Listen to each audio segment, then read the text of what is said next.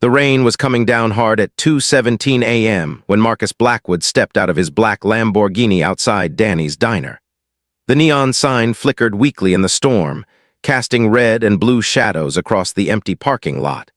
Marcus pulled his expensive coat tighter and rushed toward the entrance, his Italian leather shoes splashing through puddles. Before we dive in, tell us, where in the world are you watching from? If you enjoy stories like this, make sure to hit that subscribe button, because tomorrow's episode is truly mind-blowing. Let's get started. He was not supposed to be here. A man worth $3.7 billion should be in his penthouse right now, not standing in some rundown diner in the middle of nowhere. But his private jet had been grounded due to the storm, and his driver had suggested this place when Marcus demanded food immediately. The bell above the door chimed as he entered. The diner was nearly empty except for an old man reading a newspaper in the corner and a young woman behind the counter.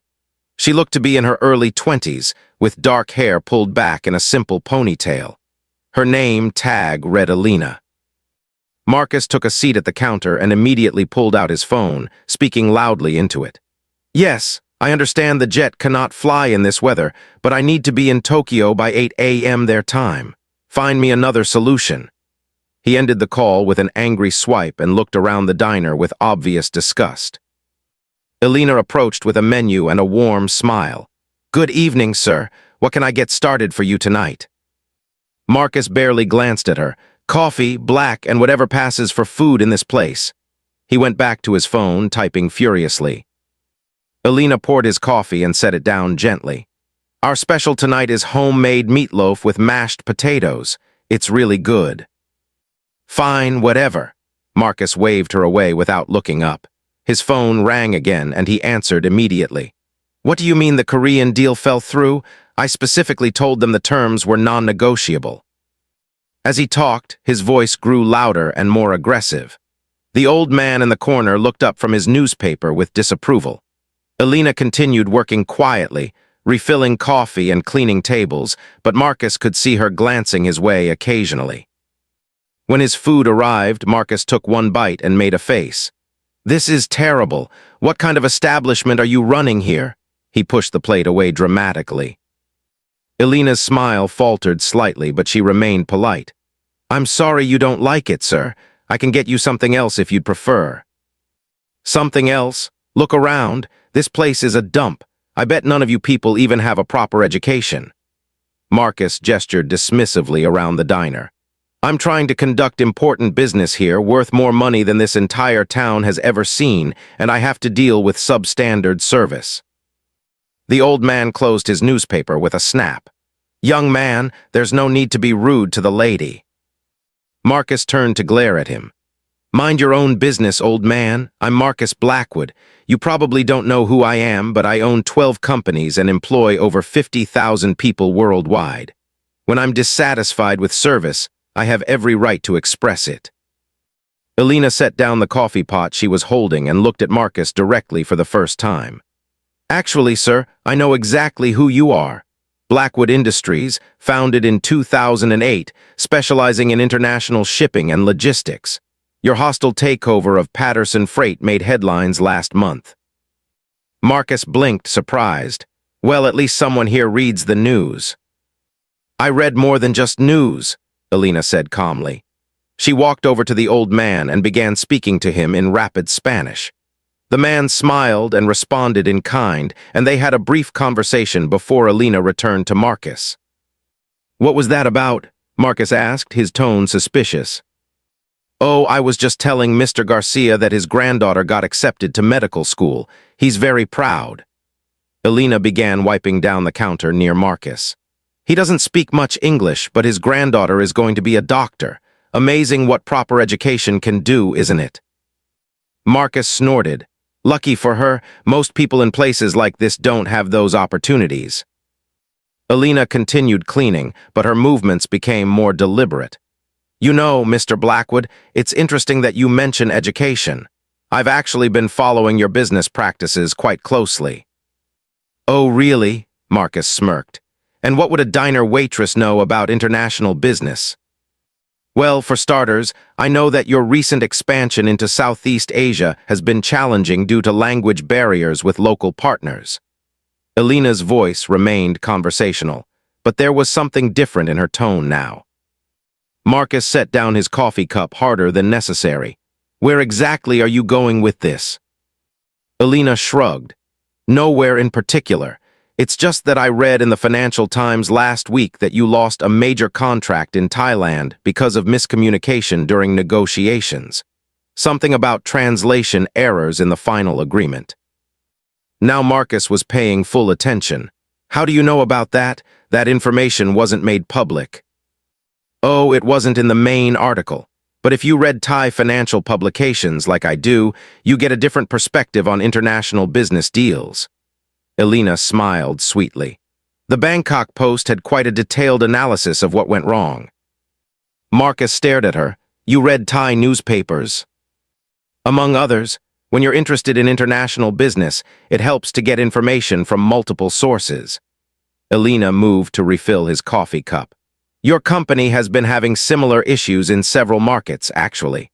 The merger discussions with the German shipping firm fell apart last month partly because of cultural misunderstandings. How could you possibly know about confidential merger discussions? Marcus's voice was rising again, but now it was more confused than angry. Elena leaned against the counter casually.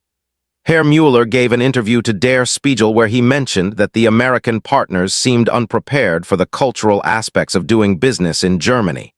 He didn't name your company specifically, but the timeline matched perfectly with your expansion plans. Marcus felt his mouth go dry. You read German business publications too. Unter anderem, Elena said with a slight smile. What did you just say? Among other things, in German. Elena's smile widened. Would you prefer if I spoke to you in Mandarin? I noticed you're trying to get to Tokyo. Are you planning to meet with the Yamamoto group about the shipping route through the South China Sea? Marcus nearly choked on his coffee.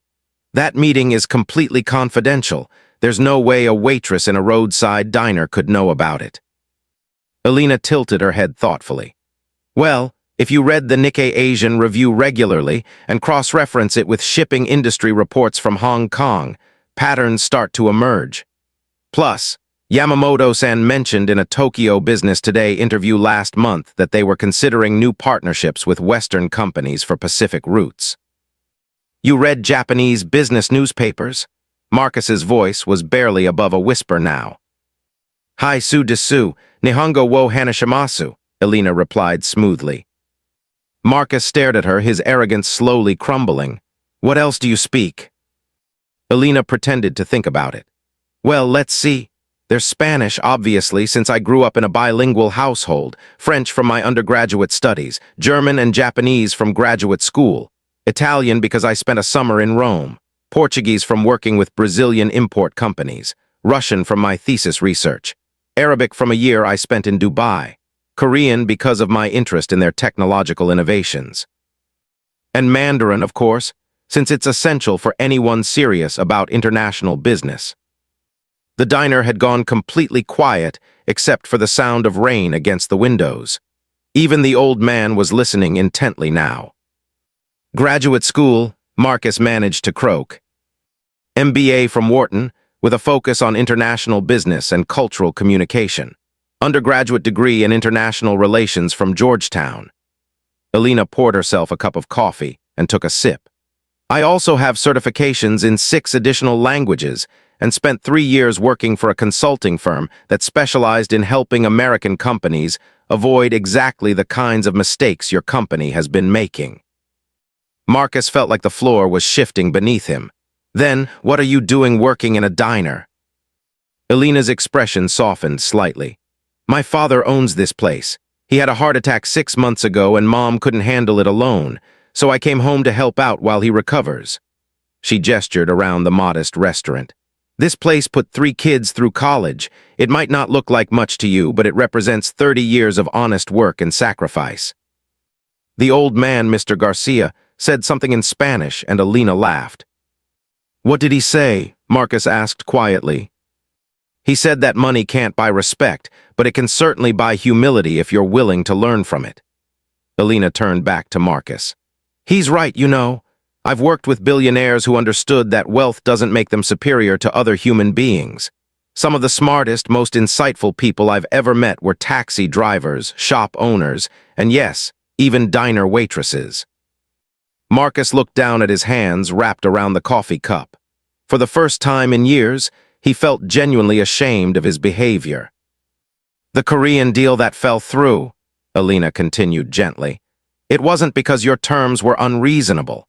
It was because your negotiating team didn't understand the importance of relationship building in Korean business culture. They rushed the process and inadvertently insulted the Korean executives by being too direct too quickly. How could you possibly know the details of our negotiation strategy? Alina pulled out her phone and showed him a news app. Kim Sang-woo gave an interview to the Korea Economic Daily. He specifically mentioned that foreign companies often fail in Korea because they don't understand nunchai, the art of gauging others' moods and feelings. He said your team seemed focused only on numbers and contracts, without any interest in building trust first. Marcus stared at the screen, then at Alina. You really do read all of these publications. Every morning with my coffee, it's amazing what you can learn when you're genuinely curious about the world. Alina sat down across from him at the counter. The thing is, Mr. Blackwood, your company has incredible potential. Your logistics network is impressive, and your financial resources give you opportunities most companies could never dream of. But you're hemorrhaging deals because you're not connecting with people. What do you mean? Take the Thailand situation. The contract wasn't just about shipping rates and delivery schedules. Your Thai partners needed to feel confident that you understood their market, respected their business practices, and could communicate effectively with their customers. When the translation errors happened, it wasn't just about language, it was about trust. Marcus was quiet for a long moment, processing what she was saying. The German merger discussions. Cultural differences run deeper than most people realize. German business culture values thoroughness, precision, and long-term planning. Your team probably came in with typical American urgency, pushing for quick decisions and fast results. Herr Mueller's company has been family-owned for 4 generations. They weren't just evaluating your financial offer, they were evaluating whether you would honor their legacy and values. And the Japanese meeting I'm trying to get to. Alina smiled. The Yamamoto Group isn't just looking for a shipping partner. They're looking for a long-term strategic alliance that will enhance their reputation in international markets. If you walk into that meeting focused only on profit margins and efficiency metrics, you'll lose them just like you lost the others. Marcus rubbed his temples. So what would you suggest? First, learn about their company history. Yamamoto Group has been in business for over a century. They survived World War II, rebuilt during the economic miracle of the 60s, and adapted to globalization in the 90s. They're proud of their heritage and their role in Japan's economic development. Alina stood up and refilled both their coffee cups. Second, understand that in Japanese business culture, the relationship often matters more than the contract. They'll want to know that you're someone they can trust for the long term, not just someone looking for a quick profit. Third, show respect for their expertise. Yamamoto-san has been running Pacific shipping routes since before you were born. He doesn't need you to explain logistics to him. What he needs is a partner who can bring value to the relationship while respecting what he's already built. Marcus looked up at her with genuine curiosity. How do you know so much about their specific situation? Alina smiled. Because I've been following their expansion plans for 2 years. When I was still consulting, I helped an Australian mining company develop a partnership strategy for working with Japanese firms. The Yamamoto Group was one of the companies we researched extensively. You helped develop strategy for working with them. Among others, Japanese business relationships are complex, but they're incredibly loyal once trust is established. The key is patience and genuine respect for their perspective. Alina leaned against the counter. Your company could benefit enormously from that kind of partnership, but only if you approach it with the right mindset. Marcus was quiet for several minutes, staring into his coffee. When he looked up, his expression was different, more thoughtful, less arrogant. "I owe you an apology," he said finally. "Actually, I owe everyone here an apology. I came in here with assumptions about who you were and what you were capable of, and I was completely wrong." Elena nodded. "Apology accepted. But more importantly, what are you going to do with this information?" "I'm going to miss the Tokyo meeting," Marcus said slowly. "Why?"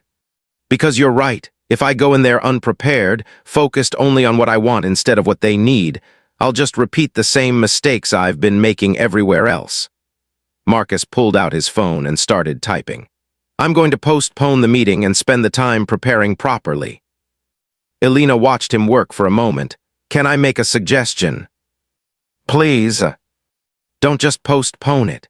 Use the delay as an opportunity to show respect for their time and the relationship. Send a message explaining that you want to prepare more thoroughly so that you can present them with a proposal that truly honors their business philosophy and goals." Marcus looked up from his phone. "That's actually brilliant. It shows that I'm taking them seriously instead of just showing up and expecting them to be impressed by my company's size." "Exactly. And while you're preparing, consider bringing in someone who understands international business culture to help guide your approach." Elena paused. "I know someone who might be interested in that kind of consulting work if you're open to it." Marcus stared at her for a moment, then started to laugh. "Are you offering to help me fix the mistakes you just spent the last hour explaining to me?" "I'm offering to help you avoid making those mistakes in the future. There's a difference." Elena's tone was serious now. "Your company has the potential to be a truly global leader, but only if you start treating international business as something more than just American business with foreign accents." "You really think you could help?" "I know I could. The question is whether you're ready to listen to advice from someone you initially dismissed as just a waitress." Elena crossed her arms and looked at him directly. "Because if you hire me, you're going to have to get comfortable with the idea that expertise doesn't always come in the package you expect." Marcus considered this for a long moment. Outside, the storm was beginning to clear, and the first hints of dawn were visible through the diner windows. "What would you want to start?" he asked. "First, we completely restructure your approach to international partnerships.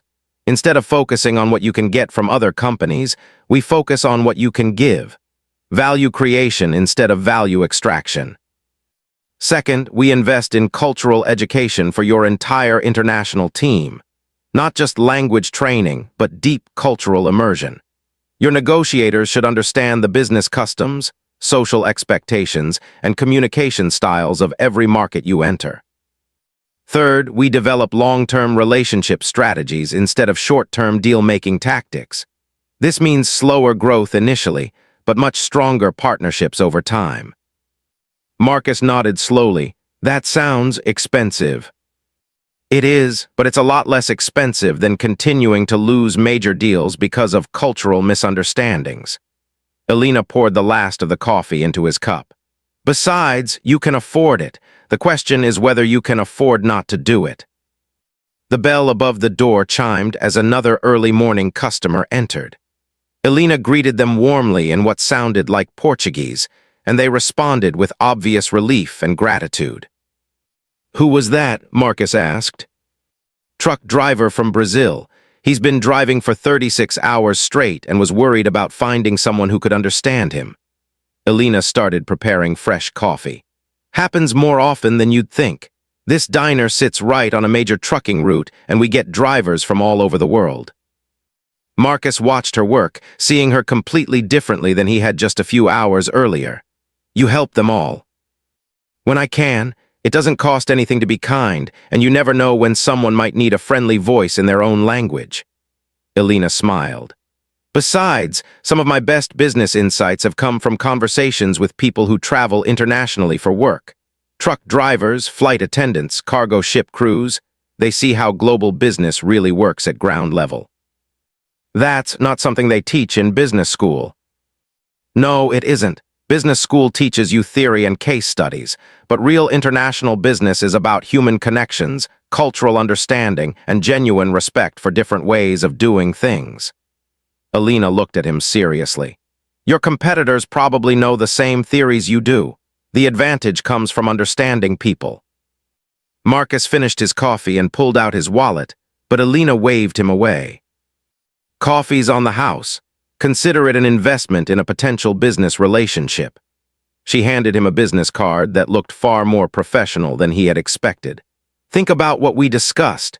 If you decide you're serious about changing how your company approaches international business, give me a call. Marcus looked at the card.